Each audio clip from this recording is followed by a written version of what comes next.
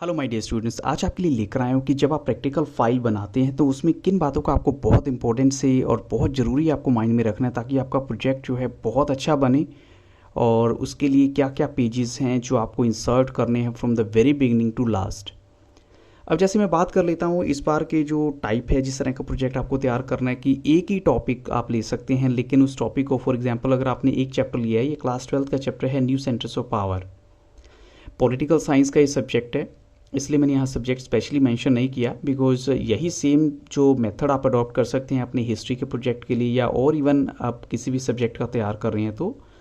और CBSE board examinations आपने यहाँ लिखना है, सेशन आपका है 2021-22 और सीबीएसई का जो बोर्ड रोल नंबर है उसका भी आपको स्पेस यहाँ छोड़ना होगा बिकॉज आपको जो टर्म 2 के लिए सेम फाइल को यूज़ करना है। यही मैं आपको बताने वाला था कि टर्म 1 और टर्म 2 के लिए आपकी सेम फाइल चलेगी, बट आपको उसको 2 पार्ट्स में डिवाइड करना है। वो आप देख लीजिए अपने टीचर के अकॉर्डिंग वो आपको क्या सजेस्ट करते हैं, कैसे सजेस्ट करते हैं। फिर उसके बाद सबमिटेड बाय आपका नाम आ जाएगा और लास्ट में आप दे सकते हैं नेम ऑफ स्कूल। तो ये हमारा फर्स्ट पेज है जो बिल्कुल हमने ऐसे तैयार करना है। इसमें आपकी कंप्लीट इन्फॉर्मेशन आ जाती है। सब्जेक्ट अगर आप चाहें तो आप डाल सकते हैं, वैसे ऑलरेडी आपका बाहर भी जो होता है उस पर सब्जेक्ट मेंशन होता है, जो फाइल का कवर होता है। ये फाइल का जो फर्स्ट पेज है उसकी मैं बात कर रहा हूँ।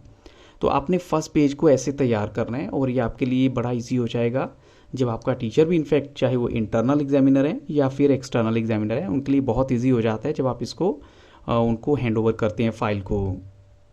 तो सेकंड पेज पर आपको देना है अपना इंडेक्स। इंडेक्स का मतलब है जितने भी फाइल के पेजेस है उनका नंबर आपने यहाँ मेंशन करना है।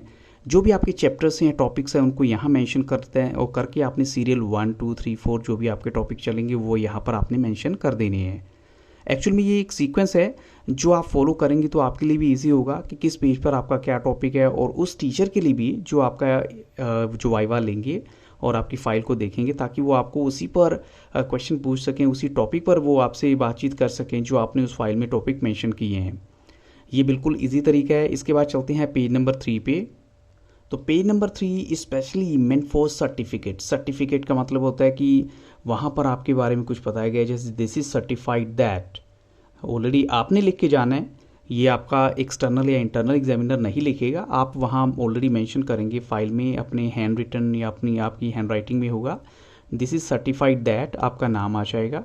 अ स्टूडेंट ऑफ, जो स्कूल का नाम आ जाएगा। पानीपत या कोई और प्लेस है सक्सेसफुली कंप्लीटेड द प्रोजेक्ट, जिसका टाइटल क्या है, न्यू सेंटर्स ऑफ पावर, और आप वहाँ पर अपनी रिक्वायरमेंट के अकॉर्डिंग दे सकते हैं under the guidance of political science teacher, जो भी हैं उनके मिस्टर या मिस, और उनका नाम आपने दे देना है।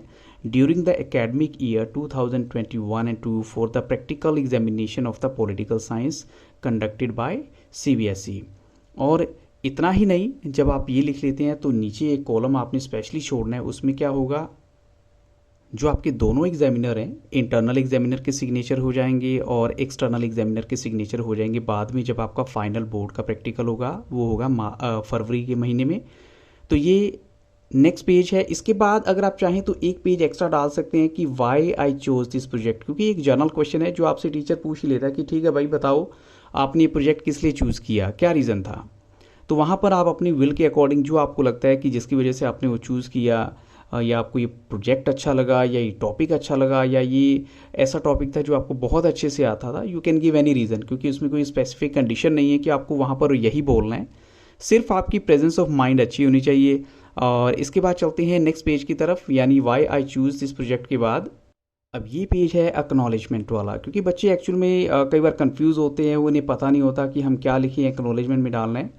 I would like to express my special thanks to my political science teacher. अब आपकी तरफ से है ये, और फॉर हिज और हर एबल गाइडेंस, वो आप देखिए यहाँ पर जरूरी नहीं है, अगर आपका मेल टीचर है तो हिज लगा दीजिएगा, अगर आपका फीमेल टीचर है तो यहाँ पर हर लगा दीजिएगा। फॉर हर और his able guidance and support in completing my practical work with in the given time frame. थोड़ी सी लैंग्वेज का भी आपको देखना है, मिस्टेक्स ना हो।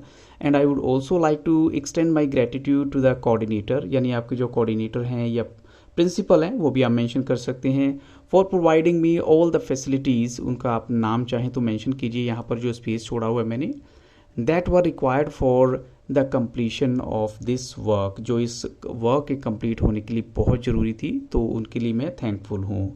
और लास्ट में आपने क्या लिख देना है, तो वहाँ पर आप मेंशन कर देंगे थैंक यू। थैंक यू यहाँ पर आप मेंशन कीजिए। तो इस पेज के बाद आप अपना टॉपिक स्टार्ट कर सकते हैं। जो भी आपका न्यू सेंटर्स ऑफ पावर में सबसे पहला टॉपिक है और उसकी हेडिंग बहुत अच्छे से आपने देनी है। और आप देख लीजिए आपको उस प्रोजेक्ट को कितने पार्ट में, किस तरीके से कितने पॉइंट्स आपको पार्ट यानी टर्म 1 में रखने हैं और कितने पॉइंट्स आपको टर्म 2 में रखने हैं। लेकिन उनको बड़े अच्छे से लिखना भी है और लिखने के बाद उनको थोड़ा बहुत गो थ्रू भी कर लेना है, क्योंकि जब एग्जामिनर आपसे क्वेश्चन पूछते हैं तो यही प्रॉब्लम आती है कि बच्चों को कई बार फाइल बाहर से बनवा लेते हैं और उन्हें मालूम ही नहीं होता कि इस फाइल के अंदर लिखा क्या गया है। तो when the teacher ask question so ये दे आर जस्ट ब्लैंक। तो ऐसा नहीं होना चाहिए आपके साथ। आप अपनी तैयारी अच्छे से करके जाइए। फिर इसके बाद जो लास्ट पेजेस हैं उनके बारे में आपको बता देता हूँ। लास्ट पेज में सबसे इंपॉर्टेंट रहता है आपका एक तो कंक्लूजन का पेज। तो ये कंक्लूजन एक्चुअल में आपके टॉपिक से रिलेटेड रहता है कि जो भी आपने टॉपिक तैयार किया है उसका कंक्लूजन क्या है। जैसे आपने अपने पॉइंट्स सारे मेंशन कर दिए, जैसे बच्चों ने मुझसे पूछा था कि सिनॉप्सिस के बारे में बताइए, ये एक्चुअल में कुछ एक सिनॉप्सिस ही हैं प्रैक्टिकल फाइल के। जब आप अपने पॉइंट्स वहाँ लिखते हैं, आपने इस टॉपिक को क्यों चूज़ किया, आपका कंक्लूजन नो डाउट आपकी बुक से, आपकी एनसीईआरटी बुक आपके लिए हेल्पफुल है, बट इवन देन आप अपनी सेंसेस भी यूज़ करके कुछ भी वहाँ पर मेंशन कर सकते हैं कि ये प्रैक्टिकल फाइल जो है, ये इनफैक्ट ये जो इस चैप्टर के अकॉर्डिंग ये बहुत जो रीजनेबल सा एक आंसर आपने वहाँ मेंशन करना है। फिर उसके बाद नेक्स्ट पेज आप डालेंगे वो एक बिब्लियोग्राफी वाला होता है। इसका मतलब होता है जहाँ जहाँ से आपने जो भी डाटा लिया है, फॉर एग्जांपल google.com है, एनसीईआरटी बुक है, या फिर विकीपीडिया या कुछ और भी आपका सोर्स हो सकता है, वो भी आप मेंशन कीजिए यहाँ पे। और लास्ट पेज जो है वो थोड़ा सा और भी इम्पोर्टेंट हो जाता है, जिसमें आप टीचर की असेसमेंट का कॉलम डाल सकते हैं। ये सबसे लास्ट पेज होगा। यहाँ पर आपका नाम आ जाएगा, क्लास और सेक्शन आ जाएगा, प्रोजेक्ट टाइटल, टीचर इंचार्ज का नाम आएगा, और उसके बाद जो सबसे ज़रूरी बात होती है वो है रिमार्क्स। रिमार्क्स किसके, जो आपके इंटरनल एग्जामिनर हैं उनके, वो यहाँ पर सिग्नेचर करेंगे। एक्सटर्नल एग्जामिनर यहाँ पर सिग्नेचर कर देंगे। फिर टीचर के सिग्नेचर होते हैं वो भी स्पेशली होते हैं, और रिमार्क के साथ साथ सिग्नेचर का होना भी बहुत ज़रूरी है, जिसमें दोनों ही बातें आएंगी। अगर आपका इंटरनल एग्जामिनर ही आपकी फ़ाइल को पहले देख के कह देता है कि yes your file is too good, तो आपको कोई प्रॉब्लम की बात ही नहीं है। अदरवाइज़ अगर आपकी फ़ाइल में कुछ प्रॉब्लम रहेगी तो वो आपको बार बार इंटीमेट करेंगे, आपको बोलेंगे कि आप अपनी फ़ाइल को थोड़ा सा चेंज कीजिए, इसमें ये चीज़ें ऐड करिए। फिर उसका एडवांटेज ये होता है, जो एक्सटर्नल एग्जामिनर है उसका 50% काम तो समझो हो जाता है जब आपने एक बार फाइल को गो थ्रू कर लिया है। और एक सबसे इम्पॉर्टेंट बात है, अपनी फ़ाइल के अंदर आपने इमेजेस ज़रूर लगानी है। अगर आप चाहते हैं आपकी फ़ाइल बहुत अच्छी और दूसरों से बेटर लगे, तो आप पिक्चर्स या इमेजेस ज़रूर ऐड कीजिएगा। डायग्राम अगर आप ड्रॉ कर सकते हैं वो कीजिएगा, क्योंकि यही एक एडिशनल जो इम्पैक्ट होता है फाइल का वो होना चाहिए, वो आपको मिल जाएगा। अगर आप इन बातों को अपने माइंड में रखेंगे तो I think so you are going to score very well. अगर आपकी प्रैक्टिकल फाइल 20 मार्क्स की है या 30 मार्क्स की है तो आई थिंक आपको जो है अच्छे मार्क्स मिलेंगे ही। लेकिन फाइल के वाइवा आपका कैसा रहता है वो आपके ऊपर डिपेंड करेगा कि आपने अपनी मैटर को कैसे गो थ्रू किया है, अच्छे से पढ़ा है नहीं पढ़ा। तो वाइवा जो है वो एक अलग चीज़ होती है, उसका आपको मैं 100% ऐसे है बहुत जल्द आपकी उस वाइवा बेस्ड क्वेश्चंस की सीरीज स्टार्ट करने वाला हूँ। तो जैसे जैसे आपके एग्जामिनेशंस पास आते जाएंगे, आप मुझे कमेंट सेक्शन में जाके बता भी सकते हैं कि आपको इस चीज़ की रिक्वायरमेंट है। जो भी मेरे ह्यूमैनिटीज़ के सभी सब्जेक्ट्स हैं जहाँ डील कर रहा हूँ, फिज़िकल एजुकेशन, फाइन आर्ट्स और कुछ हद तक इकोनॉमिक्स का भी डाटा अवेलेबल है।